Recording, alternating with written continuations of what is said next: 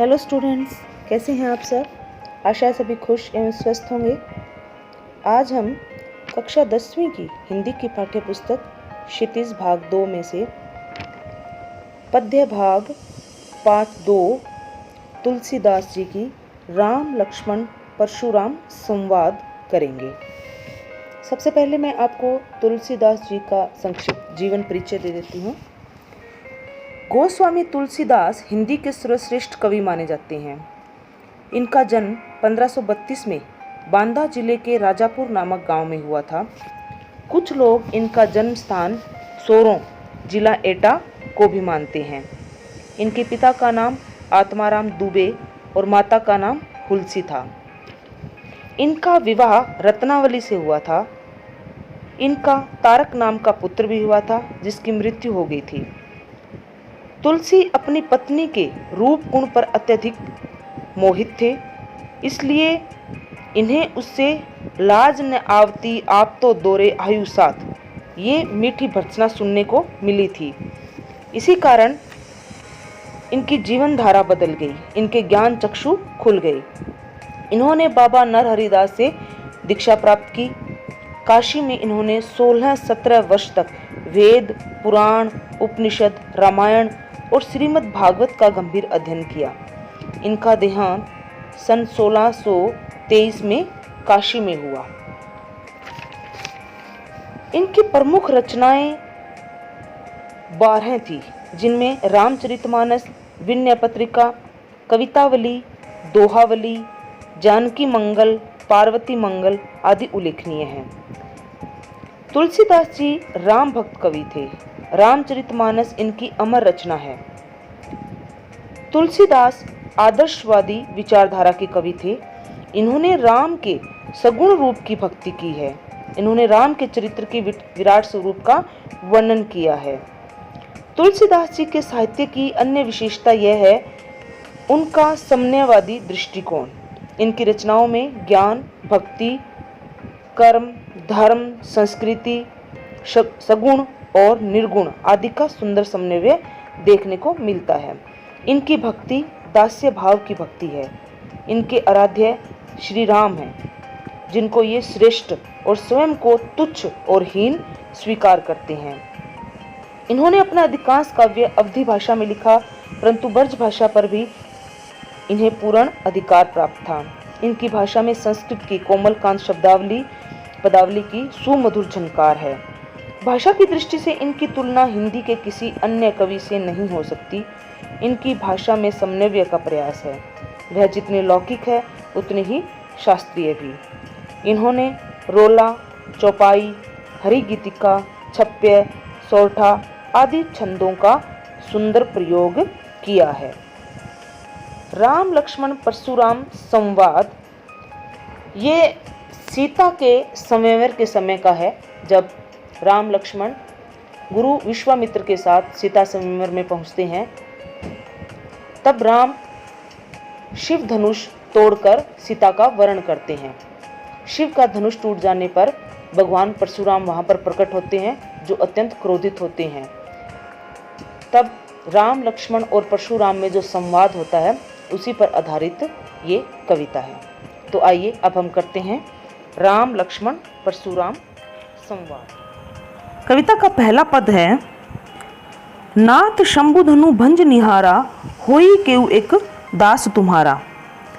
शंभु धनु का अर्थ है शिव धनुष, भंज निहारा तोड़ने वाला, होई केउ, केउ का अर्थ है कोई, एक दास तुम्हारा। जब श्री राम शिव धनुष को तोड़ देते हैं तब वहाँ पर परशुराम जी प्रकट होते हैं, क्योंकि वो एक बहुत बड़े शिव भक्त हैं और शिव के टूटे हुए धनुष को देखकर उन्हें क्रोध आ जाता है। वहाँ पर उपस्थित सभी लोग उनके क्रोध को देखकर सहम जाते हैं, परंतु श्री राम अत्यंत धैर्यपूर्वक उस स्थिति को संभालते हैं और परशुराम जी से बड़े ही विनम्र स्वभाव से पूछते हैं, नाथ शंभु धनु भंज निहारा, होई के एक दास तुम्हारा।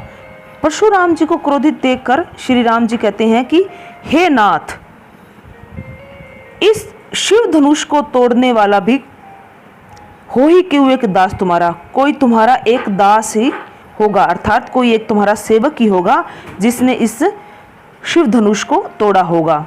आयसु का है कहिए किन मोही, सुनी रिसाई बोले मुनि को ही।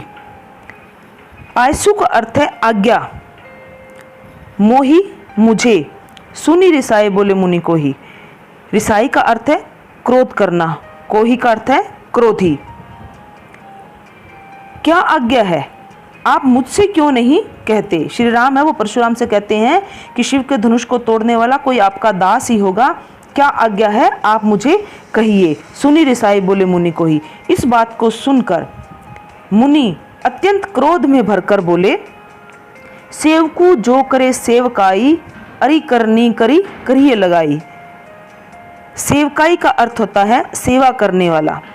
अरि, अरि का अर्थ होता है शत्रु। अरि करी का अर्थ है शत्रुता करके। लड़ाई अर्थात लड़ाई।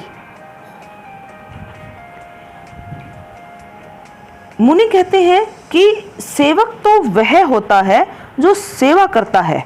सेवकू सो जो करे सेवकाई, सेवक वह होता है जो सेवा करते हैं।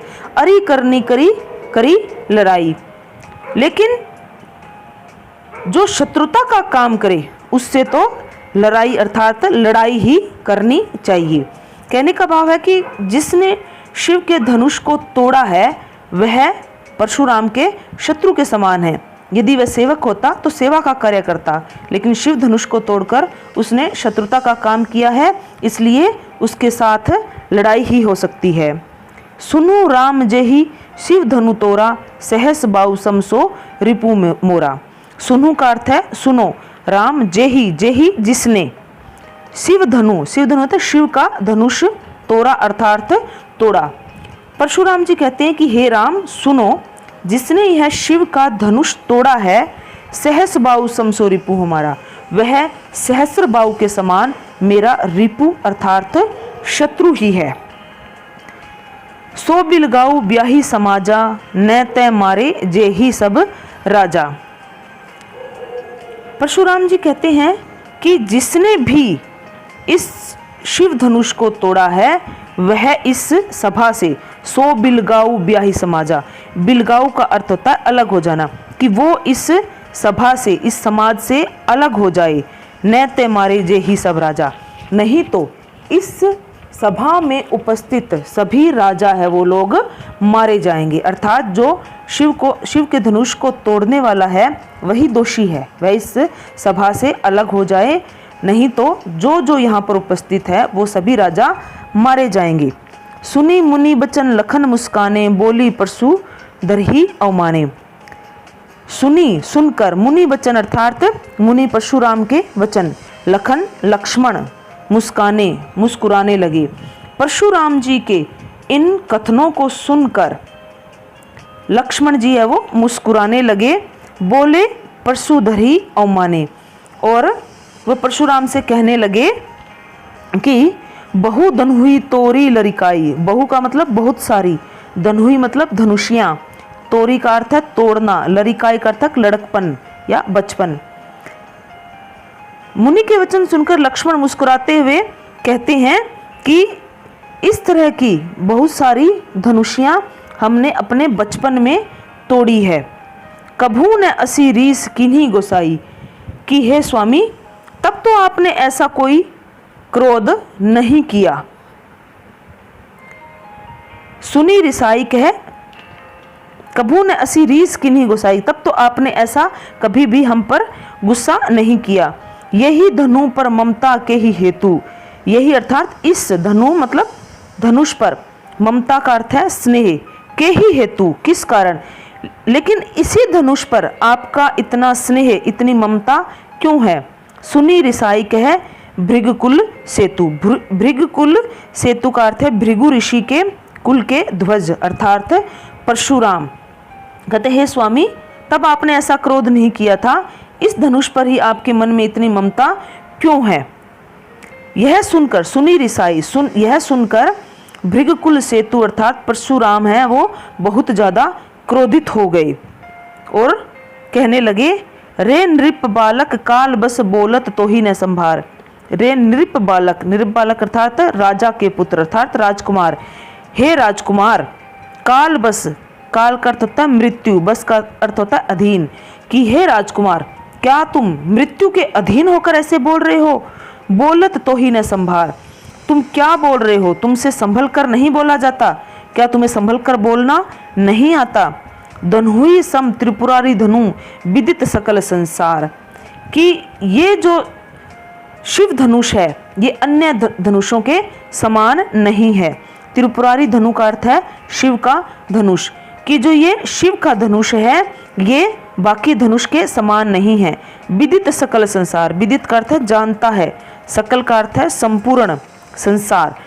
कहते ये सारा संसार इस बात को जानता है कि यह शिव धनुष है वो अन्य धनुषों के समान नहीं है, अर्थात शिव धनुष का महत्व तो ये सारा संसार जानता है। दूसरा पद है लखन कहाँ हंसी हमरे जाना, सुनूं देव सब धनुष समाना। अब लक्ष्मण जी, लखन कहा हंसी हमरे जाना, लखन का अर्थ है लक्ष्मण जी ने कहा हंसी हंसकर, हमरे जाना कि हमारी जान में तो, हमारी समझ में तो, सुनूं देव सब धनुष समाना, कि सुनो हे देव सब धनुष समान है। अब लक्ष्मण जी हंसकर कहते हैं कि हे देव सुनो, हमारी समझ में तो सभी धनुष समान है। का क्षति लाभु जून धनु तोरा, क्षति का अर्थ होता है हानि, लाभु का अर्थ है लाभ। लक्ष्मण जी कहते हैं कि पुराने धनुष के टूटने से क्या लाभ या क्या हानि हो सकता है? जून धनु तोड़े, जून का अर्थ है पुराना, धनु धनुष तोड़े तोड़ना, कि पुराने धनुष को तोड़ने से क्या लाभ या हानि हो सकती है। देखा राम नयन के भोरे, कि श्री राम ने तो इसे नया समझ के, नयन के भोरे, भोरे का अर्थ होता है धोखे में, कि राम ने तो इसे नए के धोखे में ही हाथ लगाया था। छुअत टूट रघुपतु न दोषु, छुअत टूट कि छूते ही टूट गया, रघुपतु रघुपति का अर्थ है श्री राम, न दोषु, दोषु का अर्थ होता है दोष, कि श्री राम ने तो इसे नया समझकर ही से हाथ लगाया था, परंतु यह छूने मात्र से ही टूट गया। इसमें रघुपति जी का अर्थात श्री राम का क्या दोष? मुनि बिनु काज करही कत रोसु, तो मुनि का अर्थ है परशुराम जी, बिनु काज करी मत रोसु, कि हे मुनि आप बिना किसी कारण के उन पर गुस्सा कर रहे हैं, उनके ऊपर आपको क्रोध आ रहा है। बोले चिते परशु की ओरा, बोले कौन बोले? परशुराम जी बोले, चिते परशु की ओरा, परशु का अर्थ है फरसा, परशुराम जी अपने हाथ में एक हथियार रखते थे जिसका नाम है फरसा, तो परशुराम जी ने अपने फरसे की तरफ देखकर कहा, रे सठ सुनहे सुभाव न मोरा, रे सठ, सठ का अर्थ होता है दुष्ट।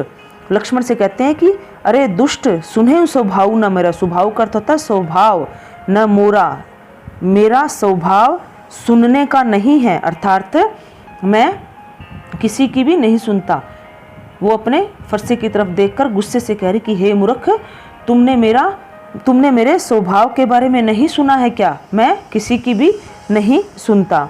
बालकू बोली बंधो नहीं तो ही केवल मुनि जड़ जानही मोई, बालकू बोली बंधो नहीं तोई, कि मैं तुम्हें बालक जानकर तुम्हें नहीं मार रहा हूँ, मैं तुम्हें बालक समझकर तुम्हें कोई हानि नहीं पहुँचा रहा हूँ। केवल मुनि जड़ जानी मोई, केवल मुनि, जड़ का अर्थ होता है मूर्ख, जानी जानते हैं, मोही मुझे, केवल जो जड़ है अर्थात जो मूर्ख है वो मुझे मुनि समझते हैं, अर्थात मैं मुनि वेश में हूँ लेकिन वास्तव में मैं मुनि नहीं हूँ। केवल जो मूर्ख लोग हैं, जो जड़ लोग हैं, वही मुझे मुनि समझते हैं। बाल ब्रह्मचारी अति को ही विश्व विदित क्षत्रिय कुलद्रोही, बाल ब्रह्मचारी कहते कि परशुराम जी कहते कि मैं बाल ब्रह्मचारी हूँ और मैं अति कोही, अति कोही का अर्थ है अत्यंत ही क्रोधी हूँ, कि मैं बाल ब्रह्मचारी हूँ और स्वभाव से अत्यंत ही क्रोधी हूँ। विश्व विदित का अर्थ है सारा विश्व जानता है। क्षत्रिय कुलद्रोही, क्षत्रिय कुल का अर्थ है क्षत्रियों का कुल का नाश करने वाला। सारा संसार जानता है कि मैं क्षत्रिय कुल का दुश्मन हूँ, क्षत्रिय कुल का नाश करने वाला हूँ। भुजबुल भूमि भूप बिनु किन्हीं। भुजबुल, भुजबुल का अर्थ है बुझाओं के बल पर, भूमि का अर्थ है पृथ्वी, भूप का अर्थ है राजा, बिनु किन्हीं राजाओं के बिना कर दी।